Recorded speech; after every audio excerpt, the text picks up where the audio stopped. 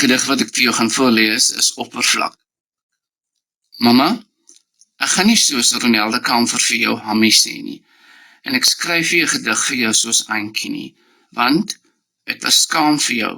Ek wou nie hê die wêreld moet weet van jou bestaan nie. Ek het jou weggesteek, maar jy het vlak in my oë gesit. As iemand net nader kon sien, die refleksie van die omgekeerde beeld. Ek is so jammer, mamma, dat jy nie vir my kon wees wat jy sou wou wees nie.